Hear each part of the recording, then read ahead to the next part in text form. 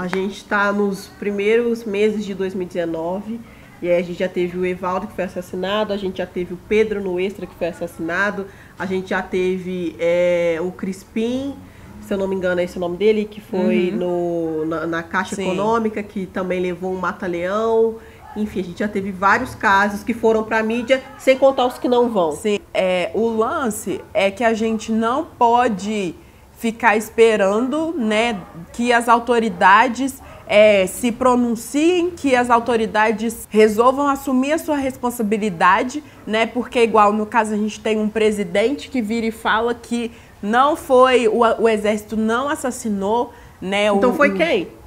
A gente não precisa ficar fazendo vídeo sobre isso, porque o nosso posicionamento sobre o assunto vocês já sabem. Então vocês não tem que ficar vindo aqui cobrar a gente toda vez, não. A gente tá aqui vai fazer 4 anos esse ano. Vai lá, cobra do Bolsonaro, ele tá sempre no Twitter, cobra dele. Sabe, vai lá, cobra do Moro, cobra desse povo. A gente tem presidente, a gente tem ministro da Justiça, a gente tem delegado, a gente tem polícia, a gente tem exército. Sim, a gente tá aqui esse tempo todo colocando a nossa cara a tapa e falando sobre essas coisas. Agora eles não. E aí vocês vêm aqui cobrar da gente? Ah, me ajuda. Pois é.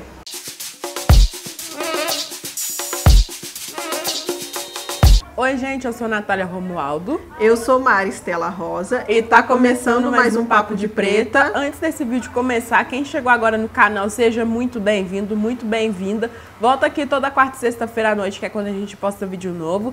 Curte esse vídeo aqui, compartilha, se inscreve nesse canal, passa no vídeo que a gente fez sobre a vaquinha para nos ajudar. E passa nas nossas redes sociais também para dar aquela moral esperta, porque estamos sempre por lá. E é super importante que vocês nos acompanhem por lá, porque muitas vezes, né, as coisas que acontecem, os bastidores, os perrengues e tudo mais, discussões a gente faz por lá. Nas últimas semanas aí, a gente foi atingido por notícias que na verdade são recorrentes no Brasil. O Evaldo dos Santos Rosa foi assassinado pelo exército, um artista plástico também que foi assassinado, pessoas negras assassinadas porque foi furadeira confundida com uma arma, um skate confundido com uma arma. A gente tá batendo sempre na mesma tecla, mas a gente tá gritando e parece que tá sendo pra ninguém, né? As coisas continuam acontecendo do mesmo jeito. E é importante dizer que quando a gente espera, sempre que a gente espera as autoridades se pronunciarem, a gente percebe que nunca se pronunciam a favor da pessoa negra que se tornou vítima, ou seja, a Caixa não se pronuncia a favor do Crispim, o Extra não se pronuncia a favor, a polícia não se pronuncia a favor, nunca ninguém se pronuncia a nosso favor, porque a gente está falando no Brasil de um racismo institucional, de um racismo estrutural. E é por isso que a gente escolheu esse tema para conversar com vocês hoje, porque nem sempre a gente vai conseguir vir aqui e fazer vídeo de cada caso que acontecer, porque não dá, gente. A gente veio fazer esse vídeo justamente porque esse vídeo trata dessas e de outras questões. E aí, se vocês precisarem de um material para estudarem e para entenderem essa questão, esse vídeo pode ajudar. E é importante dizer que esse vídeo não é o ponto de chegada, ele é o ponto de partida. Ou seja, se você quer entender mais sobre racismo estrutural no Brasil, o que você deveria realmente fazer, sendo você uma pessoa branca, negra, indígena, asiática, o que seja, parta desse vídeo e estude mais sobre essas questões, por favor. Inclusive a gente vai deixar algumas fontes aqui para vocês, a partir daqui, irem pesquisar. É importante, quando a gente fala de racismo estrutural no Brasil, entender qual é a formação do nosso país, assim, porque muita gente acha que é mimimi ou que é chatice falar sobre a escravização no Brasil, uma vez que hoje a gente não tem mais escravização, hoje todo mundo é livre e tá tudo bem, a gente não tem mais um sistema escravista.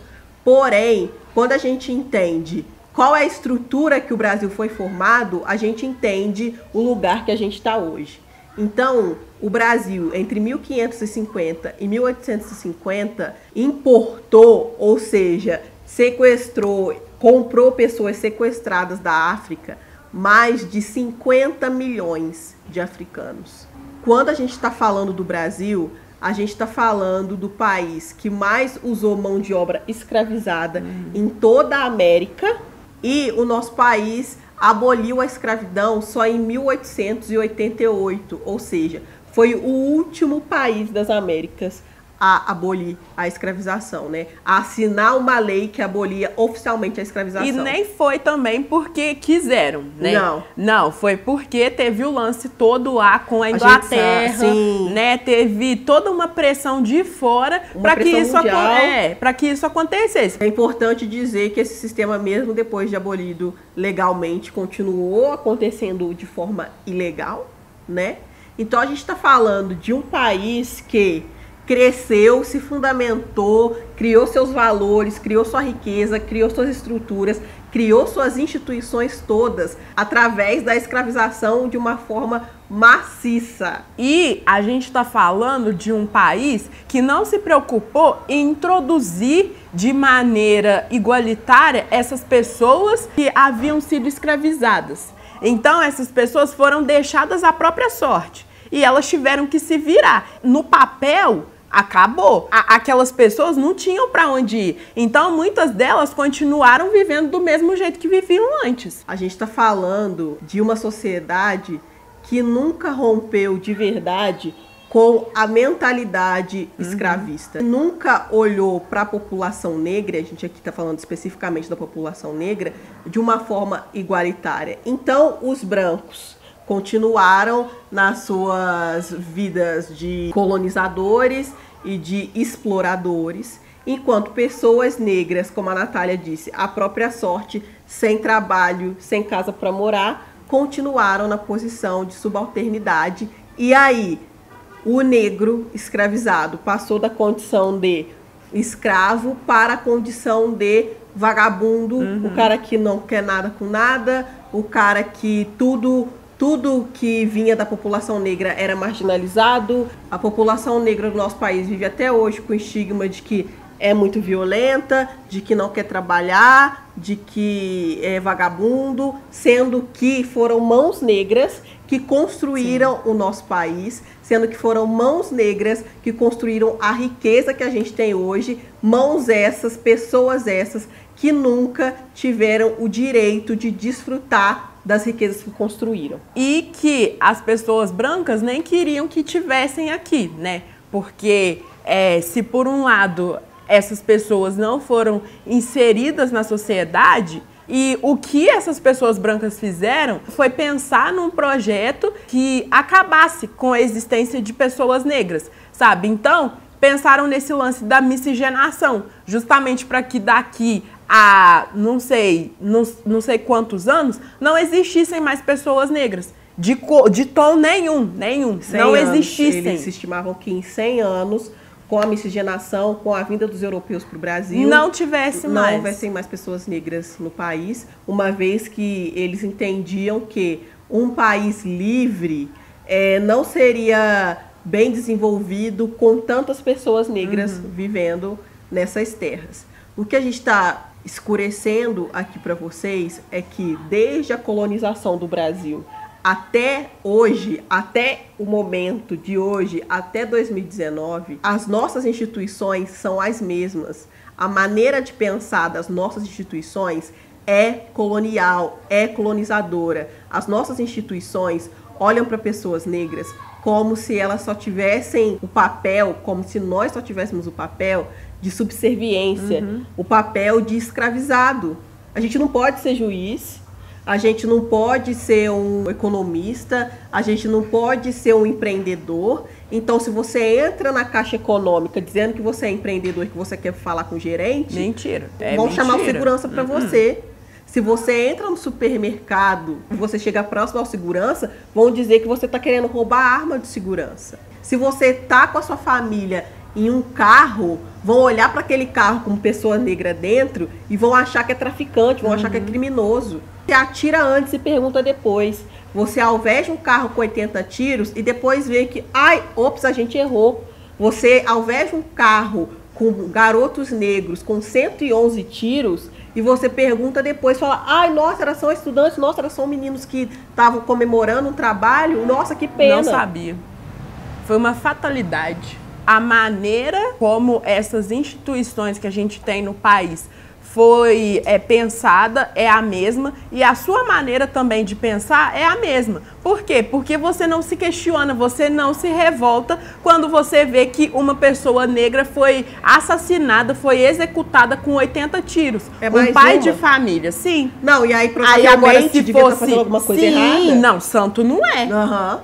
Entendeu? Então, assim, você não se questionar de por que não tem essas pessoas ocupando esses cargos, você não se sensibilizar com a dor de pessoas negras, você tá sendo tão racista quanto essas instituições que você pode meter o pau. E pelas instituições serem racistas e por a gente, por a sociedade, por todo mundo normalizar tudo isso, é que nós, pessoas negras, não estamos seguras em lugar nenhum.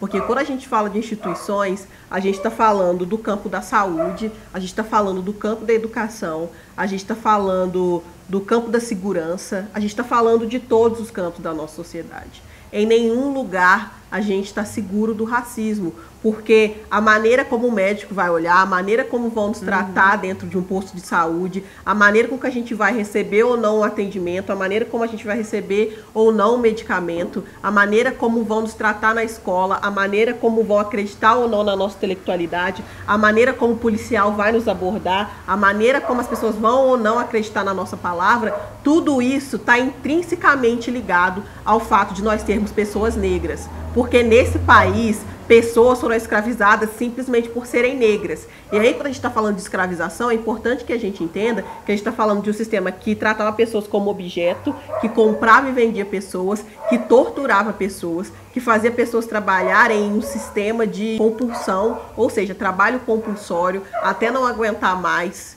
Então, a gente está falando de um crime que foi perpetuado e normalizado por 300 anos, mais de 300 anos nesse país. O nosso país sabe muito mais do que é ser um país escravocrata do que é ser um país livre. A gente tem mais de 300 anos de escravização e a gente tem 131 anos esse ano de não escravização. Ou seja, sendo que a gente não mudou nada do sistema colonial. Nada, gente. Qual revolução a gente teve quando o nosso país se tornou um país livre? O que mudou? Quem era rico continuou rico, quem era aristocrata continuou aristocrata, quem tinha o poder continuou tendo poder. O que mudou?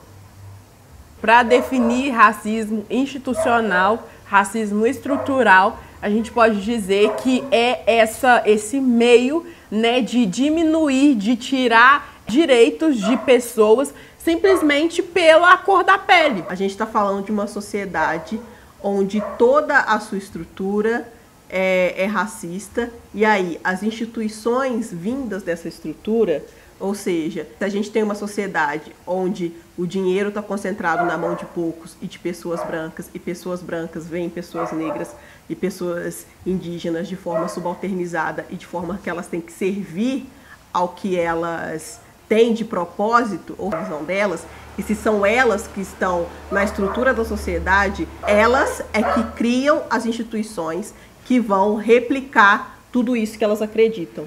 E é por isso que a gente precisa sair do embate. O racismo é o cara que xingou a fulana. Racismo é um sistema muito mais profundo, né? A gente está tratando dos sintomas ao invés de tratar da doença. Sim, e a gente também tem que parar de individualizar, de personificar o processo todo, sabe? Porque não é o fato de você ter sido chamado de palmito, de terem falado do seu cabelo, que indica que você sofreu racismo. Pois é. Não é o fato de você, pessoa negra, dizer que nunca passou por uma situação onde você foi xingado pela cor da pele, ou você nunca passou por uma situação que você achou que você foi discriminado, não quer dizer que o racismo não existe. Sim. Por isso. Só para que vocês não fiquem pensando que a gente está tirando tudo isso de trás da nossa orelha, vamos para alguns dados? Vamos. A gente falando da questão de empregos, né, que afeta na economia e tudo mais, no nosso poder aquisitivo, um estudo realizado em março de 2017 pelo IBGE, né, revelou que de 12,3 milhões de desempregados, cerca de 64% são pretos. Uma pesquisa feita aí pela consultoria Etnos em São Paulo, em junho de 2017, que entrevistou 200 pessoas, apontou que o fato da pessoa ser negra e de não atingir os padrões da empresa, como cabelo alisado e cortado, está entre as principais dificuldades em enfrentar o mercado de trabalho. Segundo essa pesquisa, 7 em cada 10, ou seja, 70% dos entrevistados, afirmaram que tiveram que passar por procedimento estético para ser aceito no emprego. A gente está falando de dados, gente, dados. E aí, quando a gente vai para o setor da segurança, de acordo com dados de 2005 a 2015, do Índice de Vulnerabilidade Juvenil, IPEA, a cada 100 pessoas que sofrem com homicídio no Brasil, 71 são negras. E o mapa da violência de 2011 aponta que o número de vítimas de homicídio da cor branca diminuiu 22,3%, enquanto de pessoas negras aumentou 20,2%. São vários os fatores que apontam justamente para esse problema. Ao invés das pessoas buscarem solução, as pessoas estão escondendo debaixo do tapete. Quando a gente está falando de racismo estrutural e racismo institucional, a gente está falando de que racismo não é sobre anormalidade, não é sobre patologia, não é sobre falta de Deus no coração. O racismo, ele não está na anormalidade. O racismo está na normalidade com que a nossa sociedade funciona. A nossa sociedade funcionando sem que a gente questione absolutamente nada é uma sociedade que continua matando, invisibilizando e tirando o direito de pessoas negras. Eu acho que uma das formas que tem da gente começar a romper com esse ciclo mesmo, sabe, é exatamente falando sobre essas coisas. É exatamente pesquisando, é estudando, é tomando consciência, sabe, disso tudo, assim, que acontece e que a gente faz. Sim. Gente, por favor, acessem os links que a gente vai deixar aqui no box de informação, porque a gente precisa parar de falar de questões brasileiras, de questões raciais no Brasil, no campo do achismo, porque tem muitos estudos para falar sobre isso. A gente precisa ter embasamento intelectual mesmo, embasamento histórico, embasamento de dados para falar sobre essas questões. Então vão no link, pesquisem mais, vão aqui no box de informação, vai estar tudo aqui para vocês. Esperamos ter esclarecido algumas questões para vocês. Por favor, se inscrevam no canal quem não é inscrito, ativa a notificação para receber os vídeos novos aí, notificação de vídeos novos, ativa o sininho. O vídeo sai toda quarta e sexta-feira à noite. Se inscreve, compartilha, comenta aqui embaixo. A gente tem também a nossa vaquinha online para você contribuir com esse canal, para que a gente continue fazendo vídeos semanalmente. O card vai estar aqui para vocês verem o vídeo e aqui o link na descrição também para vocês irem lá no Apoia-se e contribuir. E passem nas nossas redes sociais também para dar aquela moral pra gente, porque precisamos da ajuda de vocês, né? E, gente, muito obrigada por terem assistido esse vídeo. Um beijão, até a próxima. Beijo, até a próxima. Tchau. Tchau.